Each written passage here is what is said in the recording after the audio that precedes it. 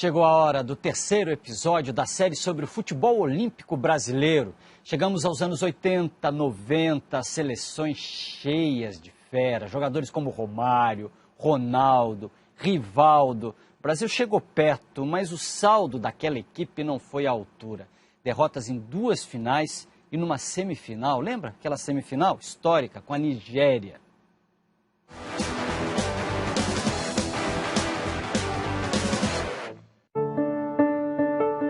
Estava em casa, de repente tocou o telefone, vem que de repente a gente pode ir para uma Olimpíada. Pô, Olimpíadas, uma Olimpíada e tal. Então é uma coisa assim que a gente não espera, né? Foi assim que se formou a seleção de futebol que representaria o Brasil nas Olimpíadas de Los Angeles. Em 1984, os jogos do boicote dos países socialistas. 3, 2, 1... O homem-foguete, símbolo da tecnologia americana. Do ouro de Joaquim Cruz, o único para o Brasil. A gente conheceu ele lá, porque a gente não conhecia, né? Então, a gente comeu junto no restaurante. Almoço de medalhistas esse. Kita era um dos 11 jogadores colorados que representaram o Brasil nos gramados da Califórnia. Um time inteiro do Internacional com a medalha de prata. Luiz Carlos Vinck, Gilmar, Pinga, Ademir, Mauro Galvão, André Luiz, Paulo Santos, Dunga, Kita, Milton Cruz e Silvinho. O time do Internacional representar um país, é diferente tu ter uma seleção. A seleção de Jair Pisserni promete surpreender em campo, como mostra o repórter Francisco José. O futebol do Brasil estreia hoje nos Jogos Olímpicos com 7 jogadores do Internacional de Porto Alegre. Eu, principalmente, não tinha chance nenhuma. Kita ganhou a vaga de titular na bola e na base da conversa. E um dia nós reunimos embaixo de uma árvore lá, o Jair Pisserni reuniu e começamos a conversar, bate-papo, normal, né? Aí eu disse para ele que, perguntou se alguém queria falar, eu digo, eu vou falar. Aí falei que eu precisava de uma oportunidade, porque o Chicão estava com alguns problemas e não estava tendo aquele rendimento. Mauro Galvão briga por ela com muita vontade, aí garoto toca pra trás, fechou, Kita aperta, bateu nela, gol do Brasil de novo! Uma campanha sem grandes sustos, 3-1 na Arábia Saudita, 1-0 na Alemanha Ocidental, 2-0 no Marrocos. Contra a Itália, o Brasil apanhou, revidou e levou a melhor, 2-1. Ronaldo chega, bateu, gol! A semifinal, que parecia ser o jogo mais fácil, não foi. Olha o Canadá chegando, cruzamento, a chance de Mitchell, Gilmar. Foi um jogo complicado, porque a equipe do Canadá era boa. No 1-1, com o inexpressivo Canadá, Kita marcou na disputa de pênaltis. Gilmar salvou lá atrás e garantiu a primeira final olímpica do Brasil.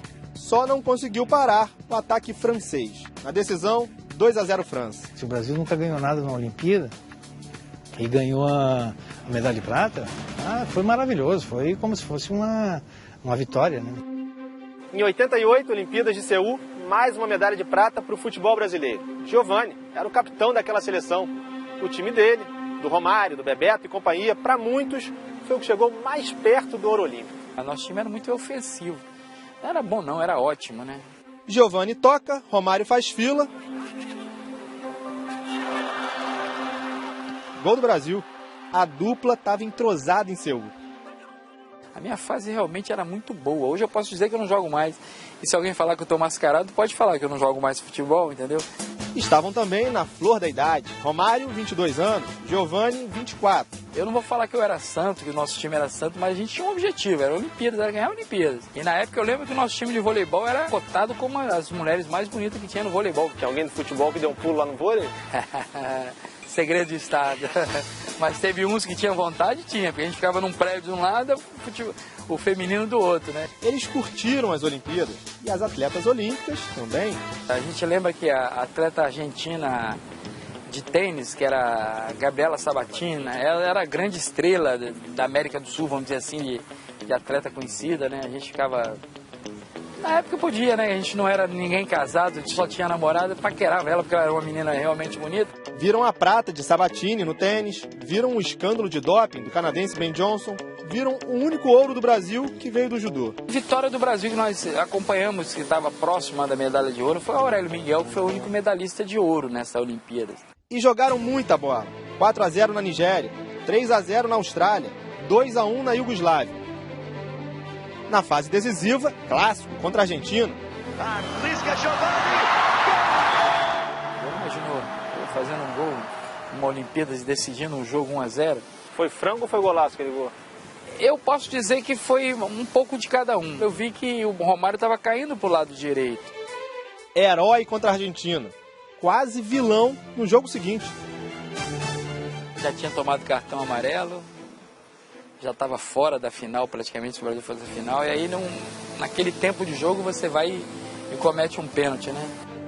Brasil e Alemanha Ocidental. Semifinal, 1-1, Giovani faz pênalti em Klinsmann. A iminente eliminação só não aconteceu graças a um companheiro.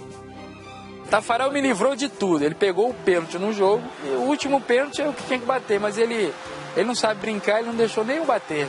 Ele pegou antes e falou, não vai bater não.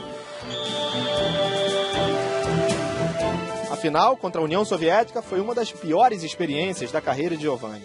Eu vim do próprio banco. Na pista mesmo, que ficava o banco, eu fiquei vendo ali, atrás. Estava suspenso, não jogou e fez falta. E alguns jogadores sempre que comentam sobre Olimpíadas, eles falam, se eu tivesse jogado, o Brasil teria ganho a medalha olímpica. Será? Não sei. Romário até deixou dele, mas os soviéticos levaram um título com gol na prorrogação.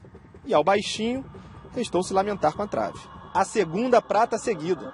Na entrega das medalhas, a prova de que a faixa de capitão ficou mesmo no braço certo. Giovani fez questão de dividir aquela emoção com o técnico, Carlos Alberto Silva. Eu falei, pô, chefe, tem que ir com a gente, você formou esse grupo.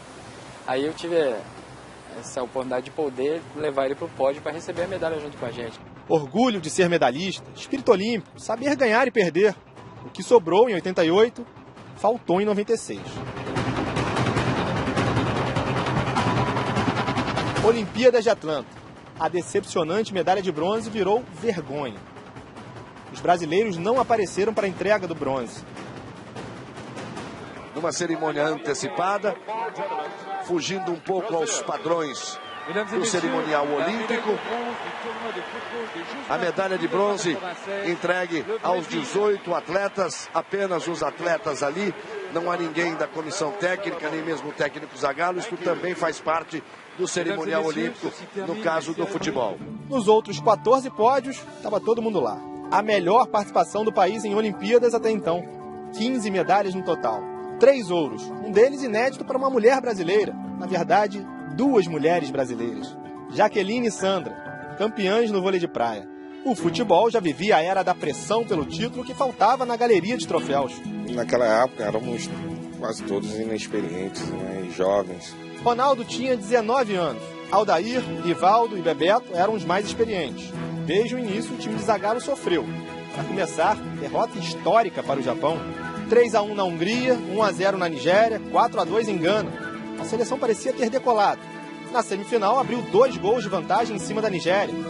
3-1, deixar empatar e depois sofrer a virada, foi muita falta de atenção. E eu acho que eu atribuo isso à falta de experiência.